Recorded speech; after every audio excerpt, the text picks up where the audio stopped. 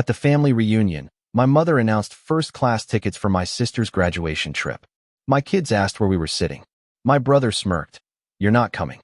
Someone has to stay back." I saw the reservation envelope in her hand, said that was all I needed, and my sister lost her smile. "My name is Marcus. I'm 33. I'm a mechanical engineer at a firm that designs HVAC systems for hospitals, which sounds boring until you realize that if I make a mistake, someone in a surgical suite breathes contaminated air. I tell you this because it matters. I'm a details person. I check things. I verify. Except, apparently, when my mother calls me crying about surgery. My father, Gerald, died when I was 23. Heart attack in a Lowe's parking lot on a Saturday afternoon. He was buying mulch. I got the call while I was studying for my PE exam, and the first thing I did was drive to Lowe's because some part of my brain thought if I got there fast enough the information would be wrong. They'd already moved him by the time I arrived. There was a bag of mulch on the asphalt next to an oil stain. Nobody had picked it up. I put it in my trunk. I don't know why. I still have it. It's in my garage, unopened, 10 years old, and I can't throw it away because throwing it away would mean I went to Lowe's for nothing. And if I went to Lowe's for nothing, then he's really gone. My therapist has thoughts about the mulch. We're working on it. After Gerald died, I became the family. Not the head of the family. The family. The structure, the financing, the emergency contact, the co-signer, the guy who answers at 2 a.m., the guy who drives 4 hours when the furnace dies, the guy who pays the difference when the difference is always somehow the exact amount that would hurt. Here's a partial list. I refinanced my mother's mortgage when rates dropped. I co-signed Vince's truck loan because his credit was a war crime. I paid for Natalie's undergraduate tuition, not all of it, but the gap between her scholarship and reality, which turned out to be about $41,000 over 4 years. I set up auto payments so I wouldn't have to think about it. I thought about it every month anyway. I paid for Colleen's dental work when she needed crowns on 3 molars. I covered Vince's security deposit when he moved into an apartment he couldn't afford with a woman he was already fighting with. I bought groceries during holidays because Colleen always seemed to forget her wallet at the store, and it was easier to swipe my card than to watch her pretend to search her purse. Priya and I got married when I was 27. She's a pediatric occupational therapist, which means she spends her days teaching 3-year-olds how to hold crayons, and she comes home with marker on her forearms and a patience level that borders on supernatural. She noticed things about my family before I did. She kept a spreadsheet. I didn't know about the spreadsheet until the night of the reunion, but it existed. She'd been tracking every dollar I sent to my mother, my brother, my sister, anyone with my last name who called with an emergency. The spreadsheet started the month after our wedding. The first entry was a $1,200 wire to Colleen for a plumbing emergency that Priya later noticed coincided with a new dining set appearing in Colleen's living room. Priya is an occupational therapist. Tracking patterns is literally her diagnostic method. I married a woman who assesses dysfunction professionally, and I'm still surprised she spotted mine. I want to tell you about a specific memory because it matters for what comes later. When Natalie was 16 and I was 25, already working, already sending money home, she called me from a friend's house at midnight.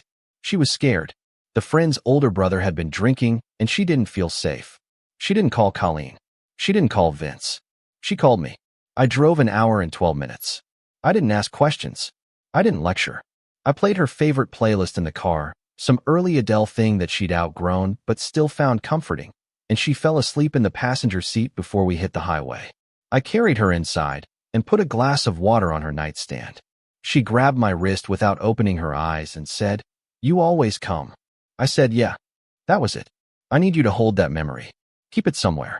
Because in about 3,000 words, you're going to need it to understand why the group chat hurt as much as it did." The other thing you need to know about Colleen is this. When I was 14 and got mono and missed 3 weeks of school, she slept on the floor next to my bed for the first 4 nights. She brought me popsicles and read me box scores from the newspaper because she knew I liked baseball statistics even though she didn't understand a single one. She'd squint at the page and say, "He went 2 for 4 with an RBI. Is that good?" And I'd say, "That's solid, Mom." And she'd nod seriously like she was filing it away. She was a good mother for a long time. That's what nobody tells you about the people who hurt you worst. They were good first. The good is real. The betrayal is also real. Your brain has to hold both. and holding both is the thing that makes it hard to sleep. 6 months before the reunion, Colleen called me on a Wednesday evening. I was giving Eli a bath. He had shampoo horns and was laughing at himself in the mirror, and my phone rang, and it was my mother, and she was crying. She said she needed surgery. She said the doctor found something and they needed to move quickly and her insurance wouldn't cover the full amount, and she needed $22,000. She said the word procedure 4 times in 2 minutes. She said the hospital name. She said she was scared. Her voice cracked on the word scared, and I felt something in my chest tighten the way it always tightens when she cries. This automatic response, this inherited reflex, this thing my body does before my brain can intervene. I didn't ask for documentation. I didn't call the hospital. I didn't ask what kind of surgery or who the surgeon was or what the recovery timeline looked like. My mother said she was sick and she needed money, and I had a 4-year-old with shampoo horns in front of me who would someday need me the way my mother needed me right now. And I went to my office, opened my laptop, and started the paperwork to withdraw $22,000 from my 401k. Priya stood in the doorway. She didn't say anything. She watched me fill out the form. She had a towel over her shoulder, and Eli was yelling, "Daddy, my horns," from the bathroom. I told her what was happening. She nodded once. Her jaw was tight. She held the towel with both hands and looked at me the way she looks at parents in her office when they describe a pattern they can't see yet. Then she went back to the bathroom. I heard the water drain. The house got very quiet after that, the kind of quiet that has opinions. Early withdrawal penalty. Income tax hit. My financial advisor, Terry, walked me through it the next morning. She's one of those people who wears reading glasses on a chain and delivers devastating financial news the way a meteorologist delivers storm warnings. Calmly, factually, with a slight implication that you should have prepared better. The $22,000 I sent my mother actually cost me approximately $30,000 by the time penalties and taxes settled. I liquidated a piece of my children's future to pay for my mother's surgery, and I did it in 20 minutes while my son played in a bathtub. I wired the money Thursday morning. So now you're caught up. That's the man sitting at the reunion table 6 months later. The man who cashed out part of his retirement fund in 20 minutes for his mother's emergency surgery. The man whose daughter just asked where they were sitting on the plane. The man whose brother just said, "Someone has to stay back." I stood up from the table. I didn't push my chair back dramatically. I didn't throw anything. I picked up Eli with one arm because he'd started to sense something was wrong, and his lip was doing the thing it does before tears. I took Zara's hand. Priya was already standing. She'd been ready to stand since the moment Colleen pulled out that envelope. She had her purse on her shoulder before Vince finished his sentence. Colleen said my name. Just my name. Marcus. The way she said it, with this rising note at the end, like a question, like she was surprised I was reacting at all. Like the correct response to being excluded from a family vacation funded by my stolen retirement money was to smile and pass the coleslaw. I didn't look at her. I looked at the envelope. 14 first-class tickets. Santorini. The airline. The dates. And something clicked, not in my heart, because hearts don't actually click, but somewhere in the part of my brain that designs airflow systems for surgical suites. The part that checks things. The part that verifies. The amount on those tickets. The dates. The airline. $22,000. 6 months ago. The arithmetic was simple. The implications were not. I drove home with both kids asleep in the back seat and Priya sitting next to me with her phone in her lap, screen dark, staring straight ahead. Nobody spoke for 40 minutes. The highway hummed beneath us, and the car smelled like sunscreen and bug spray from the reunion, and Zara's shoes were off, and her socks didn't match, and I kept checking the mirror to make sure she was still sleeping because I didn't want her awake for whatever I was about to become. Then Priya said one thing. She said, "I have a condition." I said, "Tell me." She said, "Our kids never go to another family event where they're made to feel like they don't belong. That's it. That's my only condition." It wasn't a threat. It was a boundary drawn by a woman who watches children process rejection for a living and was not going to let it happen to her own. I said, "Okay." She reached over and held my hand. My hand was shaking. I hadn't noticed. Monday morning I called Terry. I told her what I'd seen. I asked her to pull every transfer I'd made to my mother or anyone in my immediate family for the past 5 years. She asked why. I said, "Because I think I've been paying for vacations I wasn't invited to." She was quiet for a second. I could hear her adjusting her glasses chain. Then she said, "Give me 2 hours." While I waited, I remembered something. Colleen had logged into her Gmail on my laptop once, 2 years ago, when her phone died during a visit. She never signed out. I hadn't thought about it. Never checked it. Never snooped. But now I opened Chrome, and there it was, her inbox, still logged in. 2 years of emails sitting behind a single click. I found the airline booking confirmation in about 90 seconds. 14 first-class tickets to Santorini. Total charged, $21,840. Purchase date, February 12th. I pulled up my bank records. Wire transfer to Colleen, $22,000. Cleared, February 12th. Time, 3:47 p.m. I went back to the airline confirmation. Purchase time, 3:58 p.m. 11 minutes. She waited 11 minutes. She had the booking page open. She was sitting there, probably at her kitchen table, the one in the kitchen I'd paid to remodel, watching the wire clear, and 11 minutes after my retirement money landed in her account.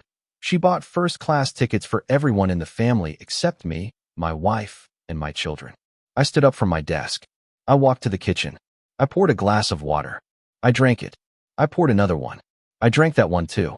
I put the glass in the sink very carefully, like it might break if I wasn't precise, and I stood there with both hands on the counter, looking at the backsplash Priya, and I had installed ourselves the first year we bought the house, and I just stood there.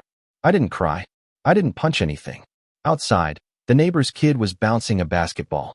The rhythm was steady and stupid and completely indifferent to what was happening in my kitchen, and I was grateful for that, for the existence of a world that didn't know and didn't care. Terry called back at noon. She'd found the pattern. 5 years. 3 previous transfers, not counting the surgery money. $12,000 in March, 2 years ago. Terry pulled Colleen's social media timestamps. Vince bought a boat the same month. Posted it on Instagram with the caption, "Blessed." $18,000 in August, 3 years ago. Colleen's living room got a full remodel, the one she'd posted about on Facebook calling it My Little Refresh. My Little Refresh cost $18,000 of my dollars. $15,000 in January, 4 years ago. Natalie went to Dubai for spring break. Posted 47 photos. Tagged everyone except me. Total across 5 years, $67,000 in fake emergencies. Each one delivered the same way. A phone call. Crying first. A specific dollar amount second. A promise to pay back third. A guilt trip fourth. The cadence was identical every time. Terry read me the transfer dates and the social media dates, and she didn't say anything editorial. She just let the numbers sit there. Numbers don't need commentary. They're already honest. My cousin Damon called me 2 days later. Damon is Colleen's sister's son, and he's been the family's accidental archivist for as long as anyone can remember. He doesn't take sides. He just sees things and occasionally, carefully, passes information to the person who needs it most. He called me while I was eating lunch in my car in the office parking lot and said, "I need to show you something, and you're not going to like it." He sent screenshots of a family group chat. WhatsApp. 14 months of messages. The group was called Nat's Trip with a little airplane emoji. Members: Colleen, Vince, Natalie, Vince's wife Janine, 2 aunts, 3 cousins. Not me. Not Priya. The messages went back to before the surgery call, before the tears, before the word procedure appeared 4 times in 2 minutes. I read them at my desk during my lunch break. I had a sandwich. Turkey on rye from the deli 2 blocks over. I took 1 bite before opening the screenshots, and I never took another. That sandwich sat on my desk for 3 hours until it curled at the edges. Vince, 14 months ago. Just tell him it's for a medical thing he want check. Colleen, responding, he always sends it fast when I cry. Vince again, exactly LOL. Then Natalie, 6 days later, the message that took the air out of me. Just tell him it's for surgery LOL, he won't check. With a laughing emoji. My sister. The one I drove an hour and 12 minutes for at midnight when she was 16. The one who grabbed my wrist without opening her eyes and said, "You always come." She wrote, "Surgery LOL he won't check," and added a laughing face. And I sat at my desk and looked at that curling sandwich, and I understood that the girl in the passenger seat listening to Adele was gone. Or maybe she was never there. Or maybe she was there, and this is just what people become when you make it too easy for them to take from you. Part of me wanted to call Natalie and read her that message back to her, word by word, and make her listen to what she sounded like. Part of me wanted to delete the screenshots and pretend Damon never called. And a small part of me, The part one don't talk about. Wanted to call my dead father and ask him if he knew. If he'd always known. If that's why he was buying mulch alone on a Saturday. I didn't call anyone. I didn't text. I called a lawyer. My college roommate's wife. A woman named Sharon who does civil litigation and once described herself at a barbecue as professionally unpleasant. I told her everything. I sent her the screenshots, the wire transfers, the airline confirmations, the timestamps. She was quiet for about 30 seconds, which is long for Sharon. I could hear her tapping a pen on her desk. Then she said, "Marcus, you're not just getting your money back. You're getting your money back with interest and penalties, because what she did to your 401k has tax implications she never considered." I filed suit for $67,000 plus penalties, interest, and legal fees. Sharon placed a lien on Colleen's property. And then I did the thing that cost the family more than any lawsuit. I stopped. I stopped sending the $1,500 a month I'd been wiring Colleen for bills. I stopped co-signing. I stopped answering. I changed my number. I removed myself as emergency contact from every form I'd ever signed. I canceled the auto pay on Colleen's supplemental insurance. I pulled my name off Vince's truck loan guarantee. I didn't announce it. I didn't send a letter or make a speech. I just stopped existing in the infrastructure of their lives and waited to see how long it took them to feel the walls shift. It took 9 days. Vince's truck payment bounced first. He called Colleen, not me, because he didn't have my new number, and Colleen called her sister, who called Damon, who mentioned it to me while I was eating dinner with my kids. Then Colleen's supplemental insurance premium lapsed. Then the auto draft for Natalie's last student loan payment, the one I'd set up 4 years ago and never turned off, returned insufficient because I'd closed the linked account. Then the property tax notice arrived with the lien attached, and suddenly every phone in that family was ringing except mine. 9 days to discover that the man they excluded from Santorini was the man holding everything together. 9 days to learn that "someone has to stay back" was the most expensive sentence Vince ever said. My mother sent a letter to my old address. The new tenants forwarded it. Priya intercepted it at the mailbox. She read it standing in the driveway, folded it once, and put it in the kitchen drawer where we keep takeout menus and expired coupons. I asked what it said. She said, "It starts with, 'You were always the strong one.'" I didn't need to read the rest. That sentence is how Colleen starts every request. It's the unlock code. She's used it before every wire transfer, every cosign, every emergency that wasn't an emergency. "You were always the strong one" means, I need you to carry this and not complain.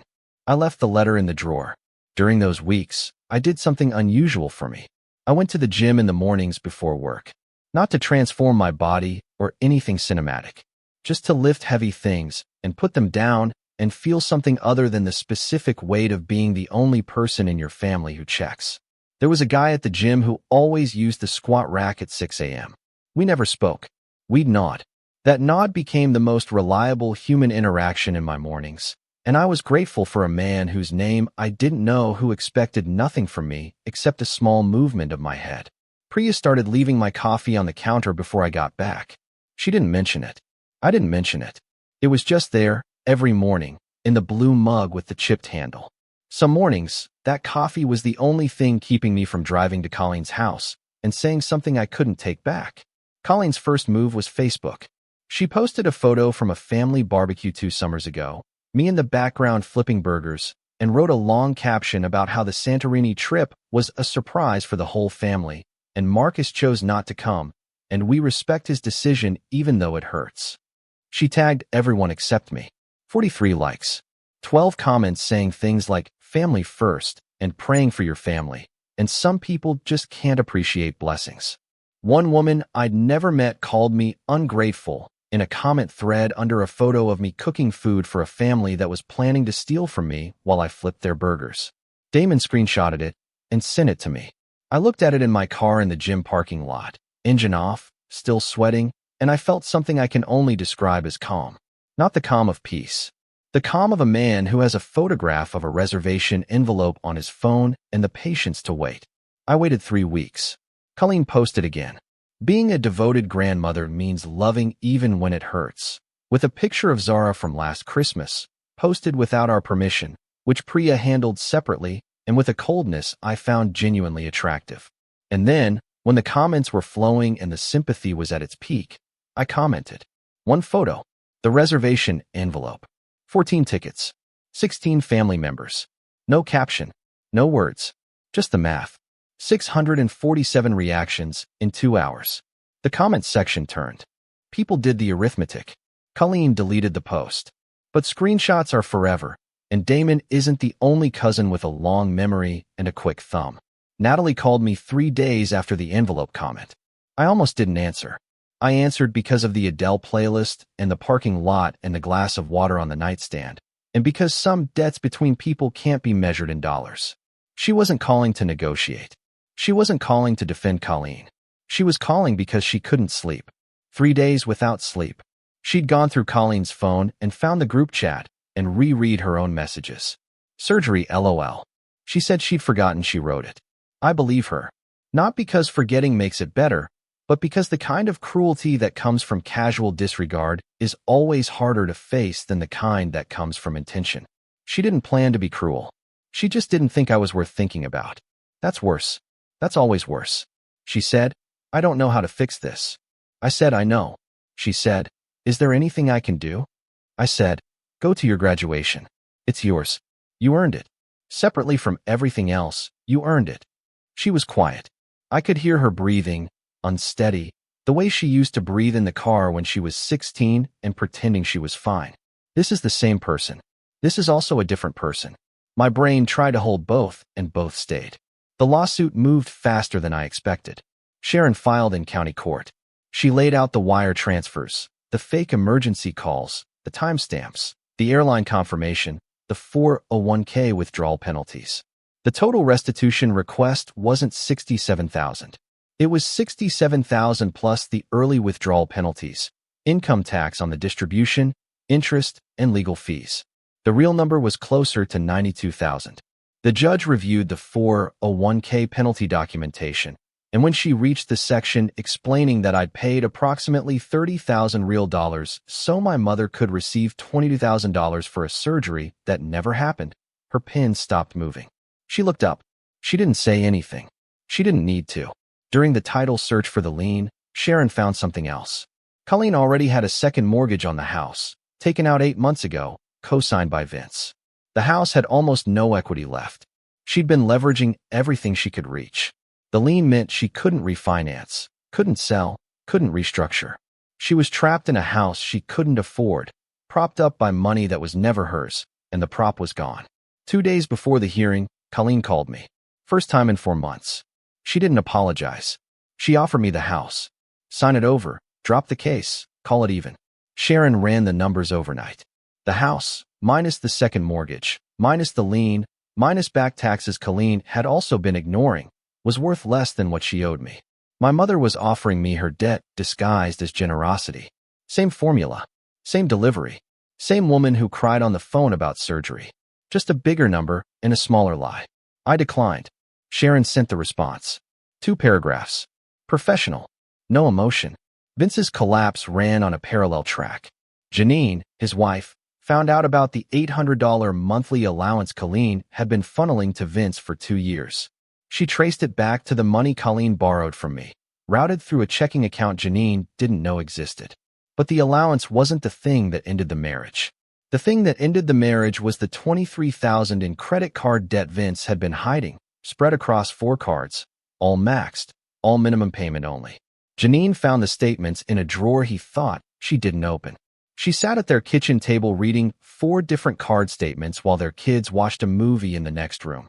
And she called her mother before she called a lawyer, which tells you everything about the kind of woman Janine was and the kind of man Vince failed to be. She filed for divorce on a Tuesday. Vince moved back into Colleen's house, the same house with the lien and the second mortgage, carrying 2 garbage bags of clothes and a gaming console that Janine threw at his car from the porch. His truck got repossessed in November from the driveway, in daylight, while the neighbor across the street was mowing her lawn. The tow truck driver was apparently very polite about it. Damon told me. I didn't feel satisfaction. I felt the specific nothing of watching a structure you already knew was hollow finally fold. Vince takes the bus now. The same bus that runs past the street where Janine repainted the front door red and planted flowers in the beds he never maintained. Colleen didn't show to the hearing. Her attorney called Sharon 20 minutes before and said his client would not be appearing. Sharon didn't seem surprised. She straightened her folder and said, "Good. Faster this way. Default judgment. 67,000 plus penalties and fees." The judge read the summary into the record in a flat voice that made the numbers sound clinical, which is the correct way for numbers that ugly to sound. Sharon leaned over and whispered. She didn't even fight it. I sat there after the judge left. The courtroom smelled like wood polish and recycled air and the particular staleness of a room where strangers argue about money. A clerk was organizing files at her desk. She hummed something while she worked, some pop song I couldn't place, and I watched her sort papers with the casual efficiency of a person having a completely normal Thursday, and I envied her more than I've envied anyone in recent memory. Her biggest problem was a misfiled document. I would have traded. That evening, I was going through Gerald's old files. Sharon had suggested I check for any additional financial entanglements. I was sitting on the floor of my home office with a banker's box of Gerald's papers, the kind of box that smells like old ink and basement storage in time. Tax returns, insurance documents, a birthday card I'd made him in second grade with a drawing of a dog we never owned. And at the bottom, under a rubber band that snapped when I touched it, a folder labeled for the grandkids. Gerald had set up a 529 education trust, $35,000, for his future grandchildren. The beneficiary line was blank because they didn't exist yet. He imagined them. Before Zara, before Eli, before any of us knew who we'd become. He sat somewhere, maybe at his desk, maybe at the kitchen table Colleen later used to buy Santorini tickets, and he filled out paperwork for people who were only a hope. Colleen was listed as trustee. I called Terry the next morning. She pulled the account. The balance was zero. Had been for 6 years. My mother, the trustee of an education fund my dead father set up for grandchildren he never met, had drained it. $35,000. Gone. No paperwork indicating where it went. No transfers to any education account. Just gone, like it was never there, except it was, because I was holding the folder. I sat in my office with the folder in my hands. Eli was watching cartoons in the next room. I could hear the theme song through the wall, something bright and silly, all primary colors and made-up words, and I held a folder labeled for the grandkids that was empty, and I didn't tell anyone except Priya. Some thefts are too personal to make into evidence. Some things you find at the bottom of a box, and you hold them, and you understand something about your father that you never understood while he was alive. He planned for people who didn't exist yet. He imagined Zara and Eli before they were born. He left them something. And Colleen took it the way she took everything. Quietly, completely, without considering that someday someone might open the box. Priya sat with me on the floor for a long time. She didn't say anything. She held the folder. I could smell her shampoo and the laundry detergent from her scrubs, and Eli's cartoons were too loud through the wall, and I realized that grief isn't one thing. It's a stack. And sometimes somebody adds to the stack years after the person you're grieving is gone, and the new weight makes all the old weight heavier. Colleen sold the house at a loss. After the second mortgage, the lien, back taxes, and my judgment, she cleared about $11,000 from a property Gerald paid off in 2009. She moved to a rental 40 minutes outside of town, a 2-bedroom apartment in a complex where the hallways smell like floor cleaner and other people's dinners. Vince is still with her. He sleeps on a fold-out couch because the second bedroom is full of boxes they never unpacked. Janine got the house in the divorce and repainted the front door red, which Damon said looks nice. Natalie graduated. I went. Sat in the second row with Priya, Zara, and Eli. Zara wore a dress she picked out herself, yellow with white flowers, the kind of dress a 7-year-old picks because it makes her feel like a main character. Eli wore a clip-on tie and kept trying to eat it. Natalie saw us from the stage during the processional. She started crying mid-walk. Not sad crying. The other kind. Colleen wasn't there. Couldn't afford the trip from the town she'd moved to, and she'd burned the bridge to the person who used to make things affordable. Natalie and I are talking. Slowly. She sends Zara birthday cards with actual postage, real stamps, writes things inside that a 7-year-old would actually want to read. She doesn't ask for money. She doesn't explain or defend. She just shows up in small, consistent ways, which is the only language I trust anymore. I don't know if we'll get back to where we were. I don't know if where we were was real. But she drove an hour and 12 minutes to sit with us at the graduation dinner. And I know she did that on purpose, and I know she knows I noticed. My boss gave me the senior project lead on a hospital campus redesign, which is the kind of project that either makes your career or gives you an ulcer, and so far it's done both. I work late sometimes, not because I'm avoiding home, but because the work makes sense in a way that family never did. Ducks go where they're supposed to go. Air moves in the direction you design it to move. Nobody calls you at 2 a.m. to tell you the air needs $22,000 for surgery. Priya and I go on walks after dinner now. Eli rides his tricycle ahead of us like a tiny person who hasn't figured out steering but has fully committed to speed. Zara holds my hand sometimes and sometimes doesn't, because she's 7 and 7-year-olds have complicated internal calendars for when their fathers are acceptable. On good nights, she tells me about her day in a voice that sounds like she's filing a detailed report, and I listen to every word because listening is free and I'm learning that the free things are the ones that matter. Last month, I opened a $529 education savings account for Zara and Eli. I sat at my desk with the paperwork and filled in their names and set the initial deposit, $35,000. The exact amount Gerald set aside before they were born. The exact amount Colleen emptied. I set up automatic monthly contributions. I didn't tell the kids. I didn't tell anyone except Priya, who looked at the confirmation email over my shoulder and put her hand on the back of my neck and didn't say a word. My father left that money for grandchildren he never met. My mother spent it on herself. I put it back.